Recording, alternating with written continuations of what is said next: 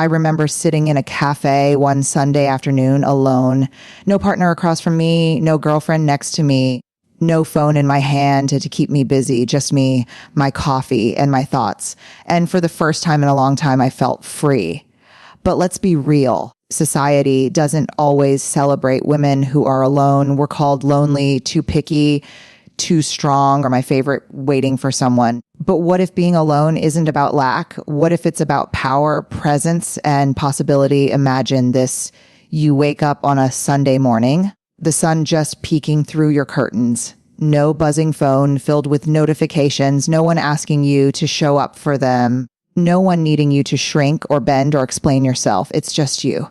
And for a moment, it feels strange, maybe even a little uncomfortable, because we've been told for so long that being alone is something to be fixed. But what if, instead of running from that quiet, we leaned into it? What if solitude wasn't a void but a mirror, showing us who we really are when nobody's watching? Here's the truth most of us don't talk about. There is a massive difference between being alone and being lonely. Loneliness is that aching feeling of disconnection, even in a crowded room, even next to someone who doesn't see you. But solitude is the opposite. Solitude is being with yourself so fully that you start to feel whole, not hollow. Think about the last time you were alone and truly present. Maybe it was walking through a park, leaves crunching beneath your feet, music in your ears, but your mind blissfully clear.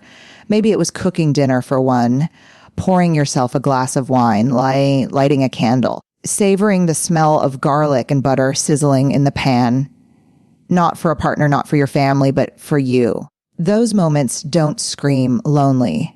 They whisper something different. This is what it feels like to belong to myself. Society often gets it twisted. They tell women you need someone to complete you. They teach us that our value is somehow tied to being chosen, to being with someone, to being busy. But here's the raw, radical truth. The power of being an alone woman is that you are already complete. You're not waiting for anyone to fill your cup. You're not auditioning for a role in someone else's story. You are the story. And you know what happens when you start to embrace that? Life changes. You stop apologizing for your quiet time because you know it's in those moments that you find your clarity. You stop drowning in other people's expectations because solitude teaches you to listen to your voice, the one that's been there all along but got buried under the noise. You start to make decisions not from fear or pressure, but from alignment. I think about this a lot when I reflect on women I admire. Oprah, for example, has openly shared that she spent years alone, not in sadness, but in discovery, figuring out what made her feel alive, what fueled her soul. Or take Maya Angelou, who often rented a small hotel room to write in silence, far away from the chaos of daily life. She understood something we often forget, that the world's loudness drowns out our inner knowing. And let's be honest, being alone isn't always easy at first. There's this moment of discomfort when you realize there's no distraction, no one to validate you, no outside voice telling you who you should be. But that discomfort, that's where the magic begins. Because as you sit in the quiet, you start to hear your own thoughts more clearly. You start to notice what actually brings you peace, what makes you light up, what triggers your anxiety. Not what you've been told should. One woman I met during a leadership retreat said something that stuck with me. She said, being alone taught me that my own company is sacred. And once I started treating it that way, everything else shifted. My relationships, my work, my confidence. That's what solitude does. It sharpens your self-awareness until you start living from a place of intention instead of reaction. Think about the daily power of this. When you spend time alone, even just 15 minutes a day, journaling, meditating, or sipping your coffee in silence before the world wakes up, you start to build a relationship with yourself. You become your own safe space. So when life throws chaos your way, when the job changes, the relationship ends, or the world feels heavy, you don't crumble. You know how to hold yourself steady because you've practiced it. It's like strengthening a muscle. At first, solitude feels foreign, like lifting a weight you're not used to. But the more you sit in your own presence, the stronger you get. And soon you're not scared of the quiet anymore. You start to crave it. And here's the most beautiful part. When you learn to love your own company, you start showing up in the world differently. You're not desperate for connection because you're already connected to yourself. You're not afraid of saying no because you know your worth doesn't depend on pleasing everyone. You stop chasing people, jobs, or situations that don't honor your value because solitude has taught you to validate yourself first. I want you to picture this: a woman sitting at a table in a busy restaurant eating alone. At first glance, people might think she's waiting for someone. But look closer. She's not checking her phone, not fidgeting, not shrinking. She's savoring her meal, smiling softly, at peace in her own company. That's what power looks like. That's what being an alone woman is. Not isolated, not invisible, but deeply rooted and fully alive. So the next time you find yourself alone in your car, in your kitchen, on a park bench, instead of reaching for your phone or rushing to fill the silence, pause, breathe, listen. Ask yourself, what do I need today? What do I want to create to feel, to let go of, and then honor that answer? Because here's the thing, solitude isn't the absence of love or connection. It's the birthplace of it. The more you learn to sit with yourself, the more you realize that everything you've been seeking, validation, clarity, peace, has been within you all along.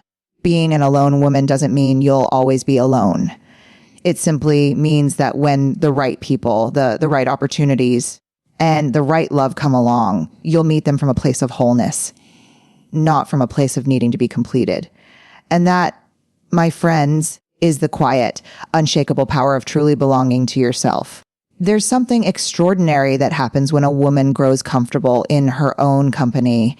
She begins to see herself clearly, her needs, her limits, her worth. And suddenly boundaries stop feeling like walls and start feeling like doors. Doors that she alone gets to decide when to open and when to close.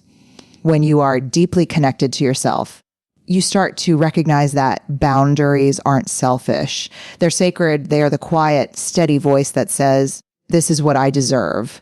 And this is where I draw the line.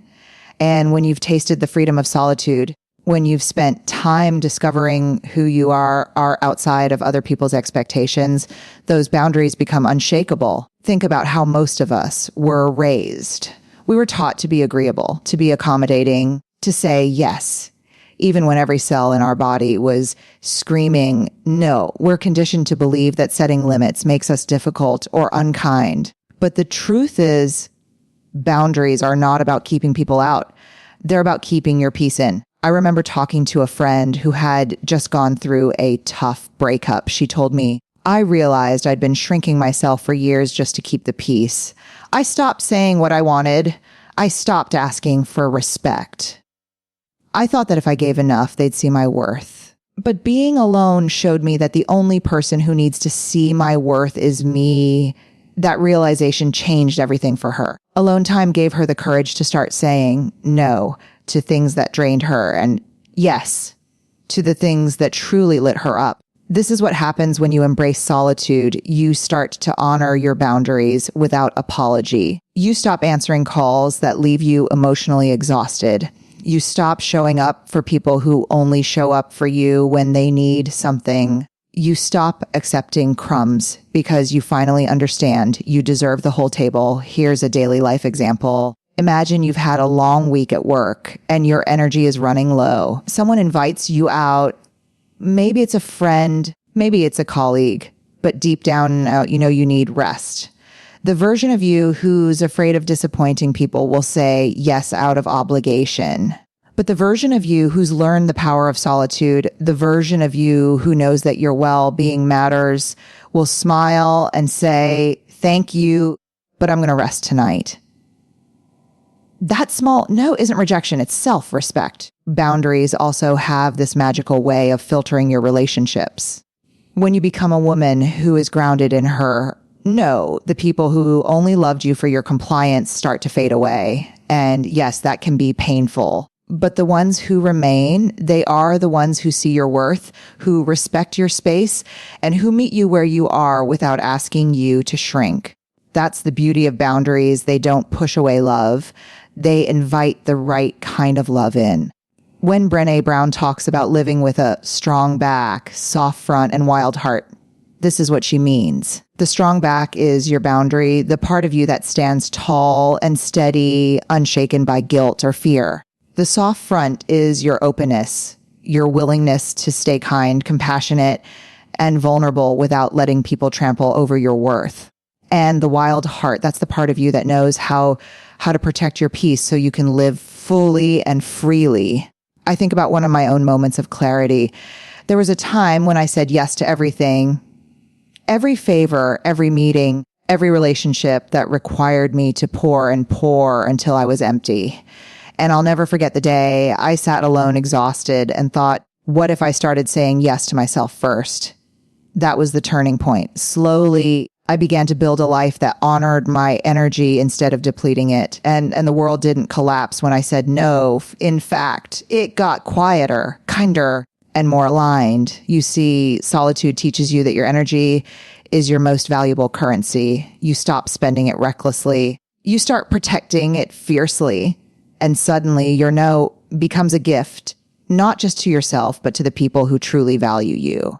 Because when you're not drained by things that don't serve you, you have so much more to give to the things that do. Here's the most powerful part. When you honor your boundaries, you teach others how to honor you. People learn how to treat you based on what you allow. And when you hold your ground with grace, the dynamic shifts. You move from chasing approval to embodying self-respect.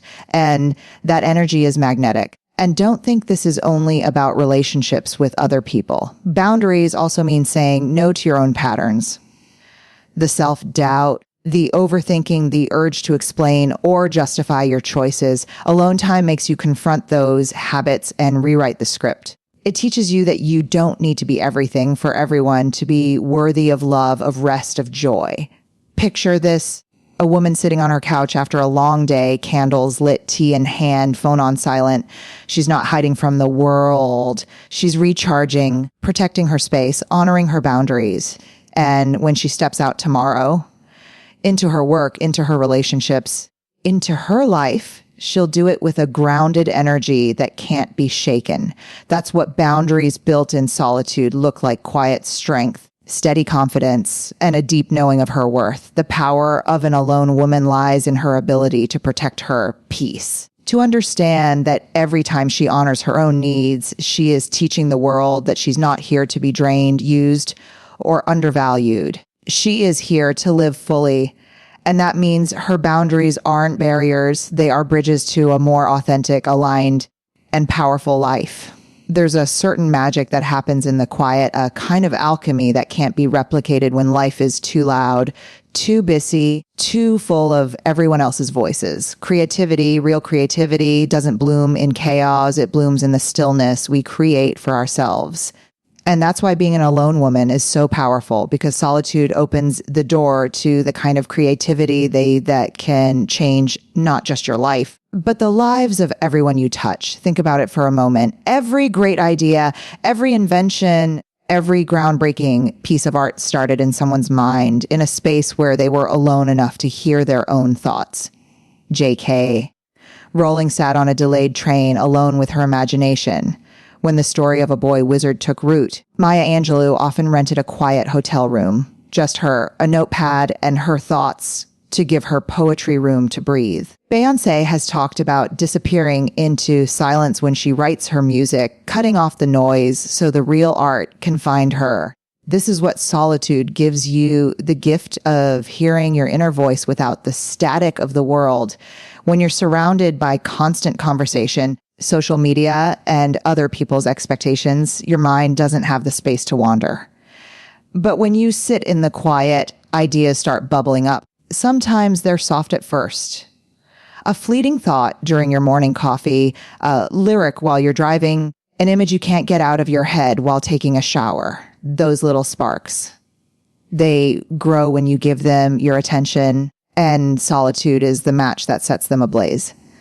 I know this because I've lived it. There was a time when I thought I had to constantly be on. at work, with friends, in relationships. My calendar was full, but my soul was starving. And when I finally started carving out alone time, even just an hour a day to journal or sit with my thoughts, it was like unlocking a hidden part of myself. Ideas flowed. Dreams I had buried under the noise of life started to resurface. The more I embraced that quiet, the more I realized that solitude isn't empty. It's full of possibility. Daily life is filled with moments that could be creative if we let them. Think about your morning commute.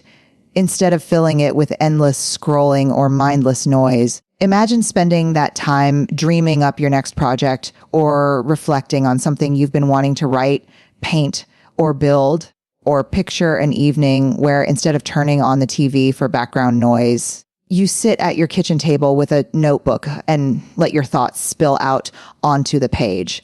Creativity doesn't always look like a big, dramatic breakthrough. Sometimes it looks like a whisper, a seed planted in the quiet that slowly grows into something extraordinary. And here's the thing: solitude doesn't just give you time to think. It gives you permission to think deeply. In a world that worships speed, constant productivity, and instant gratification, there's something rebellious about slowing down long enough to let an idea take shape. Solitude teaches you patience, the patience to sit with your thoughts, to explore them, to play with them without pressure. That patience is where the magic happens. I think of a friend of mine, an artist, who used to struggle with creative blocks. She told me, "I realized that my creativity wasn't gone. It was just buried under noise." So she started taking herself out for solo walks, no phone, no music, just her and the rhythm of her footsteps. Within weeks, ideas started flowing again. "It's like my mind just needed space," she said. And isn't that true for all of us? Sometimes what we need isn't more effort, it's more stillness. Solitude also gives you the courage to create without fear of judgment. When you're alone, you're free to experiment, to write the bad first draft, to sing off key, to doodle like a child. You stop worrying about what other people will think and start creating for the pure joy of it. That freedom is what leads to breakthroughs, because the best art, the best ideas are born when we stop performing and start exploring. And creativity born in solitude doesn't just stay in solitude, it spills over into every part of your life. The woman who spends time with herself, who nourishes her creative side, shows up differently in the world. She solves problems with clarity. She approaches challenges with innovation. She infuses her relationships with depth because she's connected to her own well of inspiration. Imagine this: a woman sitting in a cozy cafe, journal open, coffee steaming beside her. She's not there to be seen or to kill time. She's there to meet herself on the page. She writes about the project she wants to start, the story she wants to tell, the small shifts she wants to make in her life. She leaves that cafe not with a perfect plan, but with a spark, and that spark is enough to start a fire. Creativity doesn't require perfect conditions. You don't need a mountain retreat or an expensive setup. You just need time with yourself, even if it's 15 minutes in the morning or a quiet drive with no distractions. Those small, intentional pockets of solitude are where ideas are born. And the beauty of it is that creativity feeds itself. The more you allow yourself to be alone, the more you notice the world around you. The way the light hits the trees during your walk, the sound of rain on your window while you're journaling, the laughter of strangers in a cafe that sparks an idea for a poem. When you're not drowning in noise, life itself becomes your inspiration. Being an alone woman doesn't mean you isolate yourself from the world. It means you know the value of stepping back, of retreating into your own space to reconnect with your mind, your heart, your dreams. Because in that quiet space, creativity doesn't just visit, it thrives. And here's the beautiful truth: when you nurture your creativity in solitude, you create more than art, music, or stories. You create a stronger version of yourself, a woman who trusts her own voice, who isn't afraid to follow her curiosity, who knows that the quiet isn't empty but full of endless possibilities waiting to be explored. There's a quiet strength that comes from learning how to stand on your own 2 feet. It doesn't happen overnight, and it certainly doesn't happen without some uncomfortable soul stretching moments. But when you choose solitude, not as punishment, but as practice, something shifts inside you. You start to build a kind of emotional resilience that no one can take away from you. Here's the thing, life will test you. It will hand you endings you didn't ask for, heartbreak you didn't see coming, and storms you never thought you'd have to weather. And when those moments come, being able to sit with yourself, to soothe yourself, to hold space for your own emotions is a superpower. That strength isn't born in the crowd. It's built in the quiet when you're alone with your thoughts, your fears, and your truth. I remember a time in my life when everything seemed to fall apart at once. A job I loved slipped through my fingers. A relationship I thought would last forever ended, and I found myself sitting in my apartment surrounded by silence that felt deafening. At first, I did what many of us do. I tried to outrun the quiet. I filled my calendar, scrolled endlessly on my phone, surrounded myself with people just so I wouldn't have to sit with the ache. But here's what I learned. The pain doesn't leave just because you avoid it. It waits. And the only way to truly move through it is to meet it face to face in solitude. That's when the healing began. In the quiet, I let myself cry without apologizing for it. I wrote letters I never sent, poured my thoughts onto paper until my hands ached, and slowly started to realize that I was stronger than I had ever given myself credit for. That's what solitude does. It forces you to meet yourself, and in doing so, it teaches you that you are enough, even when everything else feels uncertain. Think about the women you admire most, the ones who carry themselves with a calm, steady confidence. They're not fearless. They've simply learned to navigate their fears. They've built resilience by spending time alone, by learning to sit with discomfort instead of running from it. That's what makes them unshakable. Solitude is like a mirror. It reflects back not just the parts of you that are strong and beautiful, but also the parts that are fragile, the parts that need tending to. And when you stop distracting yourself and start tending to those parts with compassion, with honesty, you begin to trust yourself in a way that changes everything. Take a daily example. Imagine you've had a brutal day at work.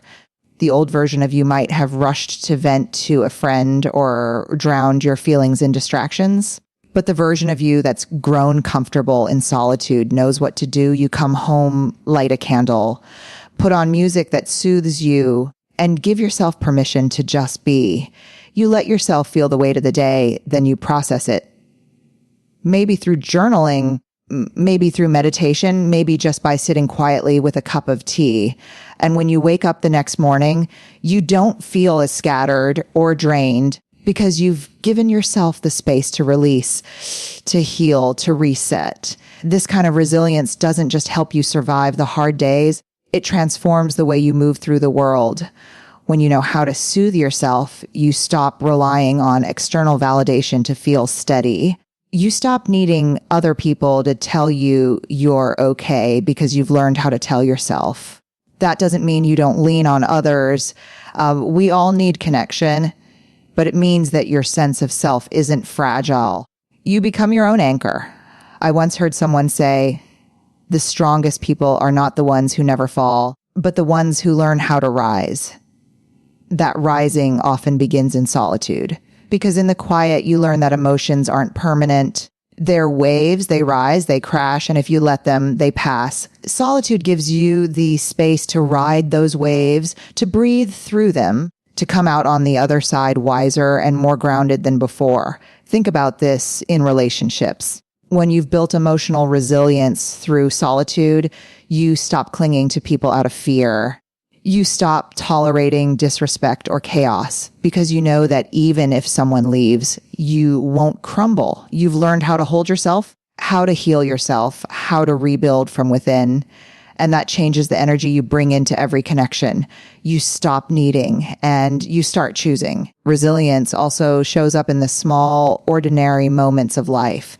It's in the way you handle disappointment with grace. It's in the way you pause before reacting because solitude has taught you how to sit with discomfort instead of exploding from it. It's in the way you carry yourself through uncertainty knowing that no matter what happens, you can trust yourself to figure it out. I think of a woman I met during a workshop, someone who had gone through unimaginable loss. She said something that has stayed with me ever since I learned to be my own home. She talked about how in her loneliest, darkest nights, she built rituals, quiet walks, warm baths, late night journaling, not to escape her pain, but to hold herself through it. And over time, she discovered a strength she never knew she had. That's what emotional resilience looks like, finding safety within yourself, no matter what the world throws your way. The beauty of solitude is that it doesn't just make you stronger, it makes you softer too. When you've learned to sit with your own pain, you develop a deep well of empathy for others. You start to understand that everyone is fighting silent battles, that everyone is carrying something unseen. And that understanding makes you more compassionate, more present, more grounded in your humanity. Being an alone woman isn't about building walls or pretending you don't need anyone. It's about knowing that your strength is not dependent on circumstances or people. It's about becoming the kind of woman who can weather the storms of life, not because they don't shake her, but because she knows how to steady herself in the wind. And that's the quiet power of solitude. It teaches you how to bend without breaking, how to rise without rushing, and how to trust that even in your hardest seasons, you already carry within you everything you need to bloom again.